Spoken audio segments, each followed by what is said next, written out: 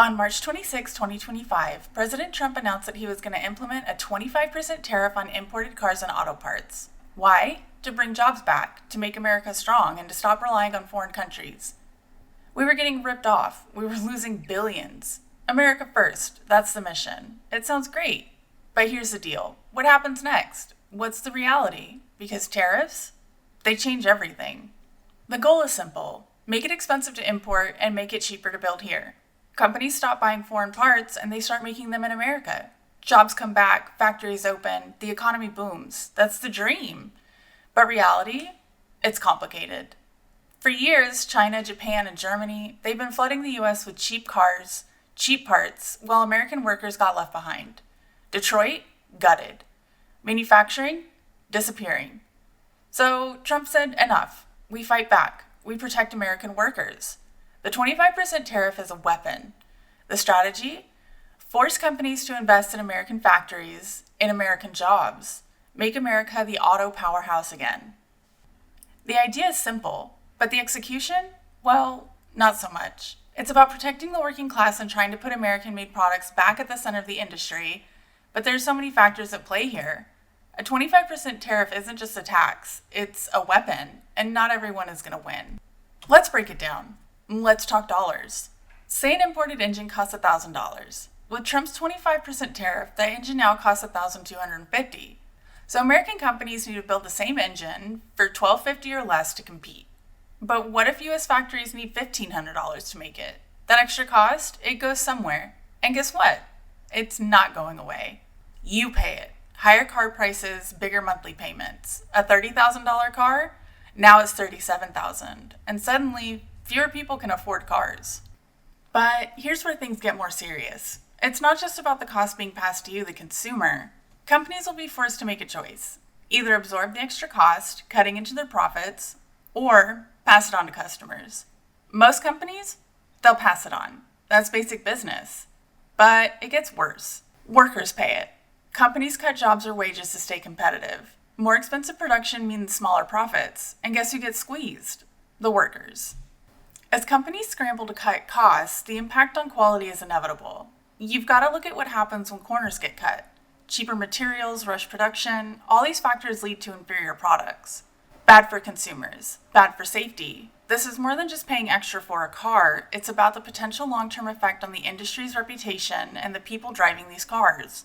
Fewer investments in quality control, cutting back on labor quality, and reducing testing, this could all lead to worse vehicles, more recalls, and ultimately less customer trust.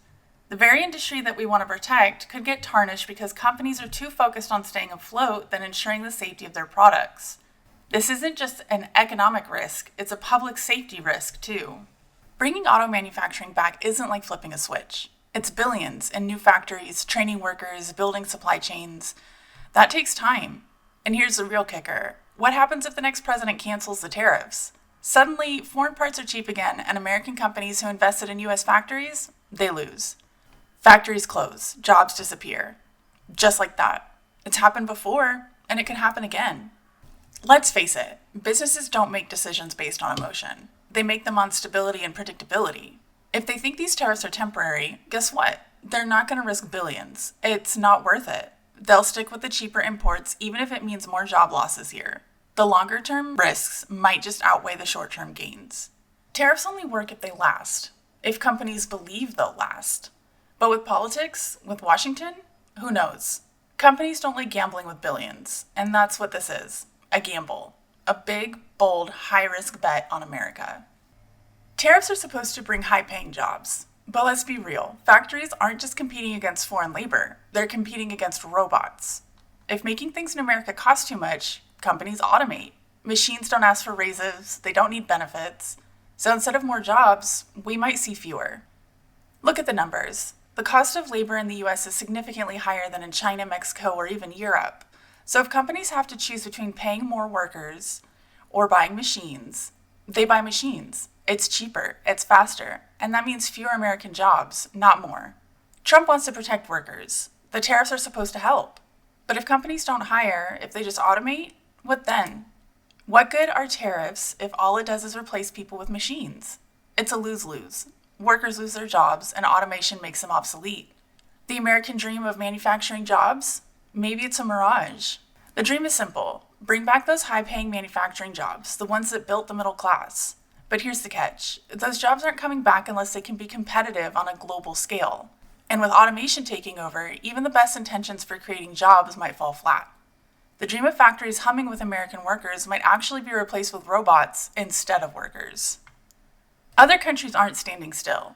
If American cars get too expensive, global buyers go elsewhere. Fewer exports mean less money coming in. Meanwhile, foreign automakers, who don't have to deal with these tariffs, get a competitive edge. We might be protecting American industry, but are we making it stronger or just more isolated? And let's talk about retaliation. Other countries, they're not happy. And when they get hit with tariffs, they hit back. Europe, China, Japan, they put tariffs on our products. American exports become more expensive. That means fewer sales, fewer jobs, and less growth. It's a trade war. And trade wars? They can get ugly. What happens when these countries retaliate? It's simple. They don't just sit back and let America get away with it. They'll slap tariffs on our goods too, targeting industries like agriculture, tech, and manufacturing. Farmers? They'll be hit hard. Tech companies? They'll feel it too. It's a vicious cycle that only escalates, and soon, we're not just losing one sector, but multiple ones. Tariffs don't just affect car prices. They affect a whole ecosystem. From auto parts suppliers to trucking companies to dealers to anyone who touches the product, everyone feels the heat. And it's not just about cars. If foreign countries retaliate with tariffs on other industries, the effects will spread far beyond the auto sector. The supply chains are connected.